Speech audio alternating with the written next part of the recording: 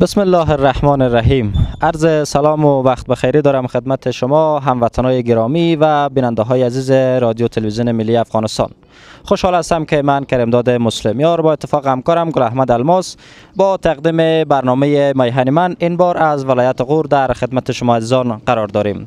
هموطنان گرامی و بیننده های خوب تلویزیون ملی افغانستان، این برنامه را اختصاص دادیم در ارتباط به گوشه از کارکردها و فعالیت های ریاست محترم شاروالی ولایت غور که پس از امارت اسلامی و به ویژه در طی سال جاری که در قسمت ساخت کوچه های فرعی و کانکریت ریزی و پختکاری کوچه های کانکریتی هست که در طی سال جاری و بعد از پیروزی امارت اسلامی ساخته شده و در ارتباط میریم در قسمت نخست برنامه و بخش اول برنامه نظریات شهروندان و باشنده های ولایت غور در ارتباط به سهولت هایی که با کانکریت ریزی این کوچه های فرعی در سطح شهر فیروزکو بر اینها سهولت ایجاد شده و قبلا با چه مشکلاتی مواجه بودند در حالی که این کوچه ها کانکریت ریزی نبود. با ما باشین و برنامه را دنبالگر باشین. راټوبه د افغان زړه د آسیای په منګرانا قربان افغانستان قربان افغانستان آباد به د کړو بیرته په خپل زور خپل میړانا قربان افغانستان قربان افغانستان څلور لسیزې ستا په سینه باندې سرې لمبې وي دا منډې وي مړې وي دا منډې وي مړې وي افغانانو کې د ژوند شېبې ترخې وي ویرونه جنازې وي ویرونه جنازې وي د امن څراغونه ستا په خاوره شول روښانه. هموطنان گرامی، ما در قسمت اول برنامه هستیم و آمدیم اینجا در یکی از کوچه های فرعی که در سال جاری کانکریت شده از سوی ریاست شاروالی غور و همکنون در کنار ما یک تن از باشندگان شهر فیروزکو هستند و میخواهیم که نظر ایشان را در ارتباط به کارکردهای ریاست شاروالی داشته باشیم. نخست سلام خدمت شما و وقتتان بخیر باشه. سپاسگزار هستیم، تشکر میکنیم.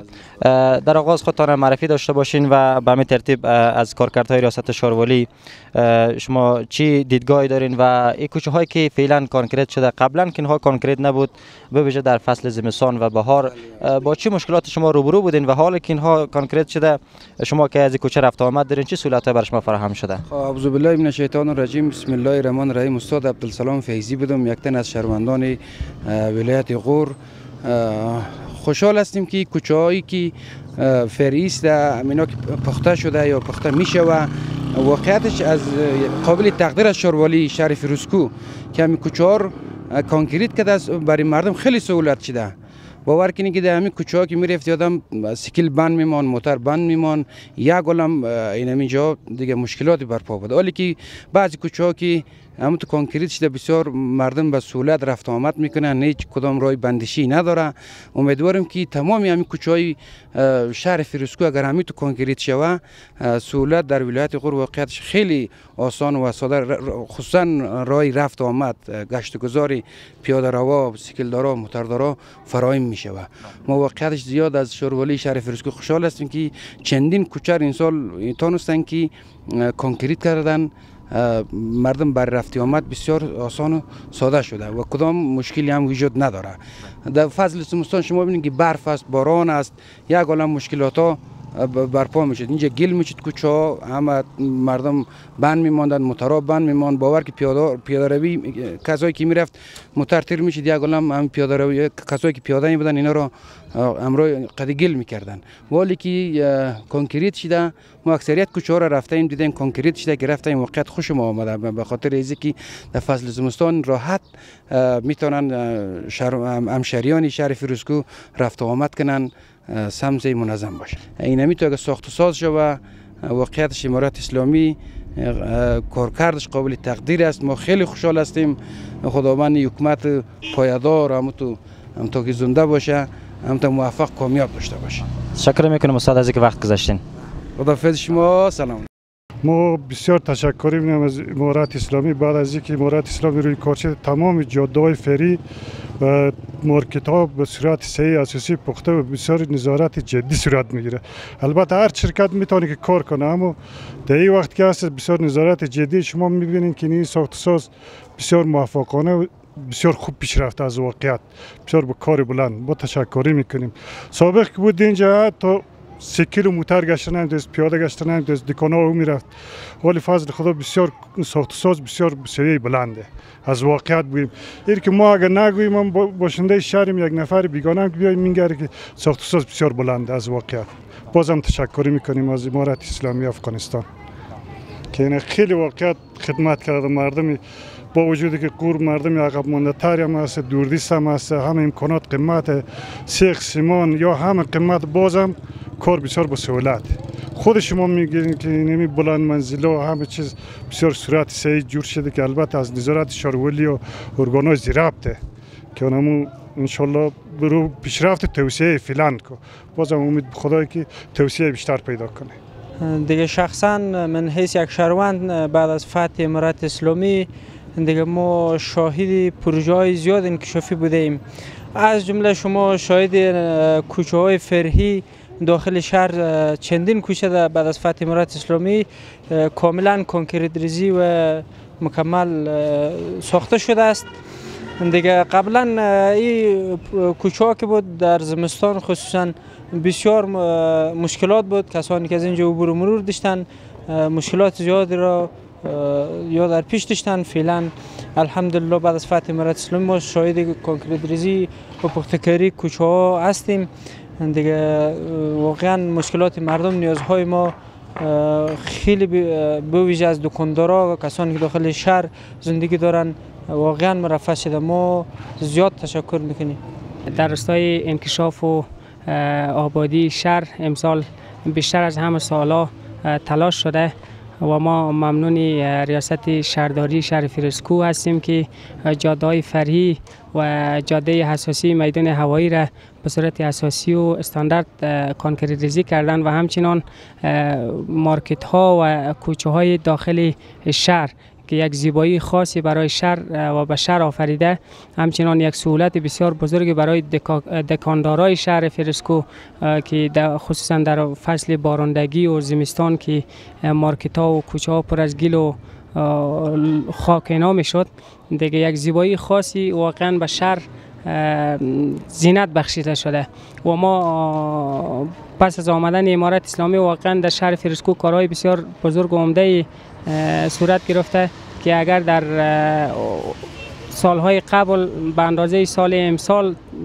برای آبادی شهر تلاش میشد، ولی شهر فرسکو یکی از شهرهای زیبایی می بود. ما از این کار ریاست شهرولی و شهرداری خیلی خرسندیم که جاده و کوچه ما را اسفالت کرده. بعد از پیروزی امارت اسلامی ما شاهد چندین آبادی هستیم در این قسمت های داخل شهر. واقعا در فصل سرمای زمستان و غیر زمستان در این کوچه ها عبور و مرور خیلی سخت بود. فعلا همکاری مردم هم در این راستا هست و منطقه کار خوب است که ما شاهد زیبایی شهر و آبادی شهر هستیم. ما از کار شهرولی شهرداری خیلی خرسندیم. ما در فصل زمستان با آب و گل و بسیار به سختی مواجه بودیم. حتی در این فصل ترما این جنسی به داخل دکان بدون خاکپور نمیمونه. افغانستان قربان افغانستان کاټو بيد افغان زړه د آسیا په منګران قربان افغانستان قربان افغانستان آباد بد کړو بیرته په خپل زور خپل میړان قربان افغانستان قربان افغانستان پر سر د اتفاق د لزلو باسو نفرتونه د مینې دی وختونه د مینې دی وختونه دستا د آبادی په خاطر ور پکړو لاسونه. بیننده های عزیز و گرامی، در بخش دوم برنامه قرار داریم و در این بخش از شهروندا و باشنده های ولایت غور میپرسیم که پروژه هایی که کار میشه از طرف اداره شهرولی و دیگر اداره های مربوطه بحث دوم از بحث مراقبت و حفاظت از پروژه ها است، به ویژه کوچه های فرعی که کانکریت میشه در خدمت همشهریان و به ویژه دکانداران که در اونجا زندگی میکنن قرار میگیره. حالا میپرسیم که چقدر مسئولیت نگهداری و حفاظت اینها متوجه همشهریان و کسایی که اینجا ساکن هستند می باشه. در کنار ما یکی از باشنده های ولایت غور هستند و ازشان بیشتر میپرسیم. نخست سلام خدمت شما و وقتتان بخیر باشه. در آغاز اگر خودتان معرفی داشته باشین. و علیکم السلام، وقت شما بخیر. نورجان شیخزاده هستم، یکی از باشنده ولایت غور. بسیار خوب آقای شیخزاده، سپاسگزار هستیم از اینکه وقت گذاشتین.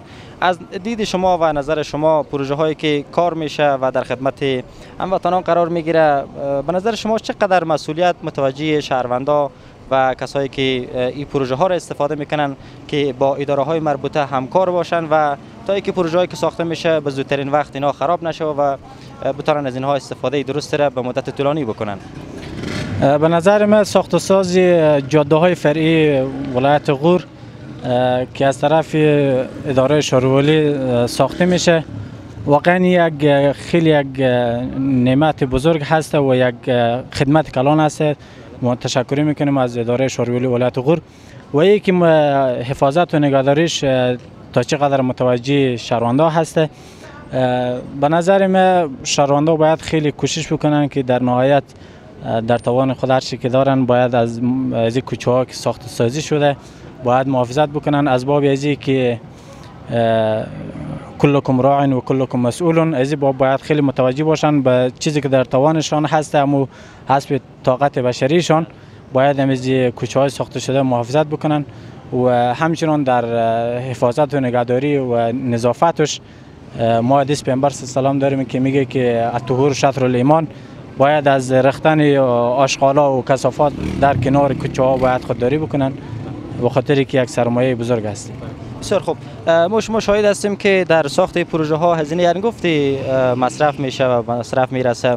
حالا اگر متوجه نشون شهروندا و در قسمت حفاظت و نگهداری از اینها توجه خاصی نداشته باشن، به نظر شما عمری پروژه ها چقدر خواهد بود؟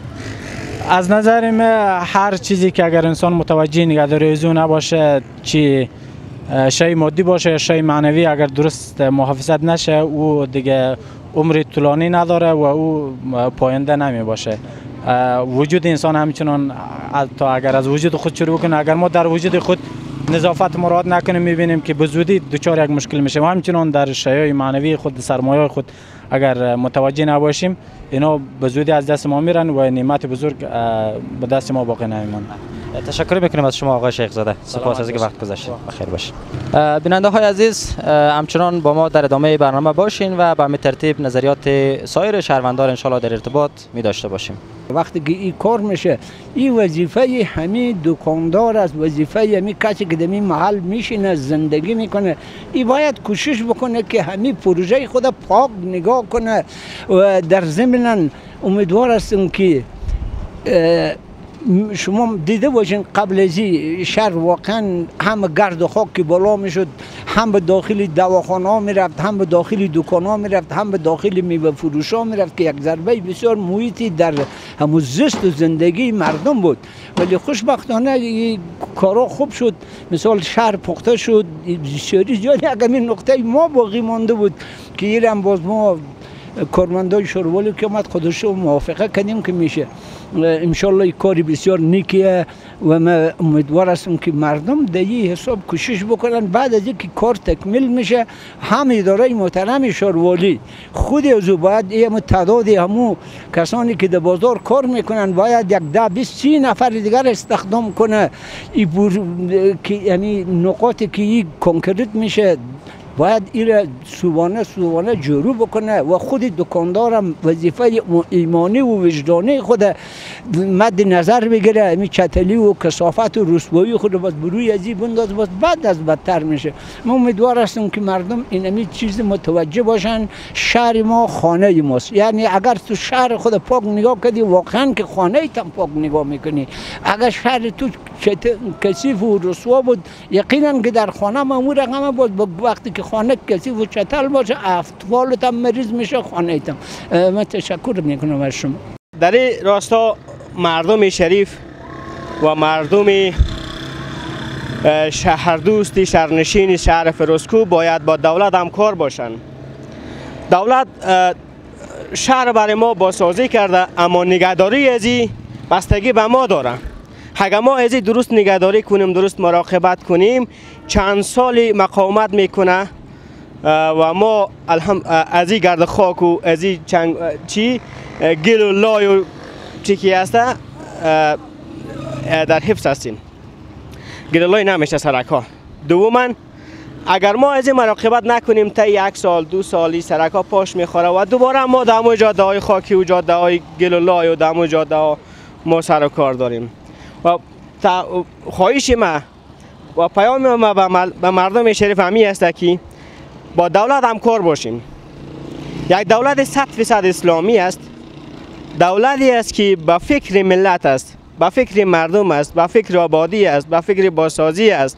الحمدلله امارت اسلامی در طی 4 سال، بیشتر از 4 سال که میشه آمده، ما شاهدی بازسازی های خیلی زیاده بودیم. 1 سال شده ایران رفته بودم، دیده بودم پیش از این، بعد 1 سال که تازه اینجا آمدم میبینم امارت اسلامی تشکر میکنم که ساخت‌وسازش خوبه، نگهبانیش جمع جور کرده، همه را به دست مردم، مسئولیت مردم اینا رو نگاه کنه.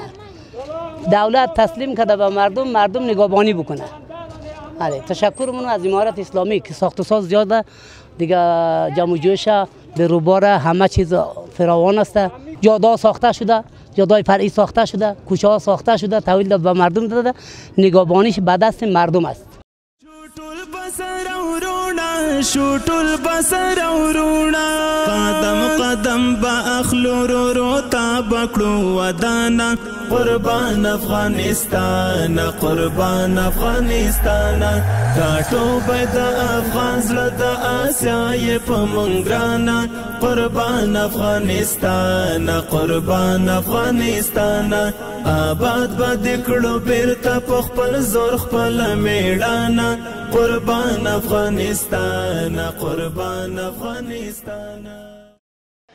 بیننده های گرامی و هموطنان عزیز، سپاسگزار هستیم که تا الحال برنامه میهن من را از ولایت غور بیننده و شنونده هستین. هموطنان گرامی و بیننده های عزیز، ما در بخش سوم برنامه آمدیم اینجا در ریاست شاروالی ولایت غور. در این بخش از شاروال ولایت غور میپرسیم که پس از پیروزی امارت اسلامی در راستای ساخت و ساز شهر تلاش‌هایشان چگونه بوده است و به می ترتیب در سال جاری در بخش کانکریت ریزی و ساخت سرک‌های داخل شهر چه فعالیت‌هایی را داشتند و تا چه حد کارها به پیش رفته است و به همین قسم در بخش‌های دیگر فعالیت‌هاشان را می‌پرسیم و در سال آینده و در سال‌های پیش رو در بخش ساخت و ساز سرک‌ها چی پلان ها و چی برنامه های را پیش رو دارند. با ما باشین و صحبت های شاروال ولایت غور با هم میشنویم. بعد از پیروزی امارت اسلامی افغانستان لله الحمد ما توانستیم که بعض از کوچه های فرعی همه ساله کار شده، کانکریت شده، شما هم میبینید، شهروندان عزیز هم میبینند و تحت سال جاری الحمدلله ما توانستیم که چند جا کوچه های فرعی را ما کانکریت کنیم، از جمله سرک میدان هوایی فامیلیای میدان هوایی است و سرک دم استخبارات است و کوچه گودام است به طول مجموعی 1.5 کیلومتر به تعداد 7 پایه پلچک است به طول 2760 متر. بودجه ساخت این سرک 12,411,938 افغانیه که بودجه از طرف ریاست محترم شاروالی از بودجه شاروالی که تمویل میشه. و سرک کانکریتی دوم ما امسال که کار شده الحمدلله تکمیل شدن. سرک کانکریتی دره قاضی است به طول 75 متر و همراه با طول 75 متر هم جویچک به RCC به همراه با یک پای پلچک، دیوار استنادی سرک تپه شهدا است و تحکیمکاری و ترمیم پل دهن‌کسی که از سیل‌های مخربی که سال گذشته اکثر شهر غور خراب کرد، او پل هم متضرر کرد، خراب شد، او هم ترمیم شده. بودجه از 4,276,018 افغانی است. بودجه هم از طرف ریاست محترم شاروالی تمویل میشه و دیگه ما به طول 1 کیلومتر و 3.3 به نواحی مختلف شهر از جمله نواحی اول کوچه های فرعی را ما به درجه 2 جور کردیم، ریگریزی کردیم، جغل اندازی کردیم به تعداد 2 پای پلچک و 45 متر دیوار استنادی بودجه از او 2,625,660 افغانی هم از بودجه طریق ریاست محترم شارولی تمویل میشه که کار از او 100% تکمیل شده. کاری هم تکمیل شده، بودجه هم پرداخت شده و دیگر طریق وساطت شارولی به همه نوعی الحمدلله ما توانستیم که سرکار رو ریگریزی کنیم، طریقی که اندازه مشکلات مردم مرفوع کنه. به تعداد 8 مارکت داخلای مارکت به حمایت مردم شهر شریف فریسکو و دکاندارا حمایت مالی اونها کردن. کانکریت ریزش داخلی 8 مارکت به طولی 13600 متر مربع کانکریت ریزش شده که به مورد استفاده مردم قرار گرفته.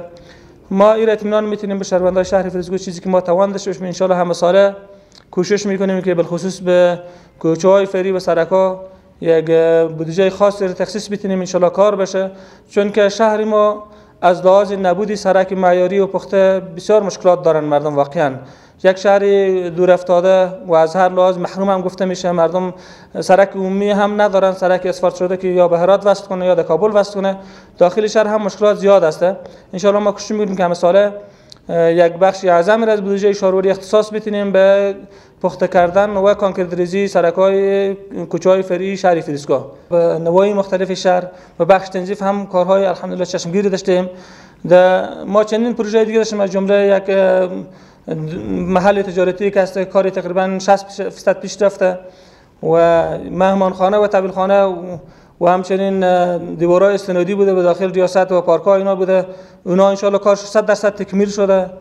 خواست ما از مردم محترم شهر فریسکو است که ما را حمایت داشته باشند، بالخصوص به حفاظت از پروژه‌هایی که از پول ملت جور میشه ما را همراهی داشته باشند، حفاظت کنند و هم نظری و هم فکری داشته باشند. شارولی خانه مشترک همه مردم شهر فریسکو است و این بودجه انگفتی از پول مردم و ملت اینجا مصرف میشه. بالخصوص به حفاظت اینا ما را خیلی همراهی داشته باشند.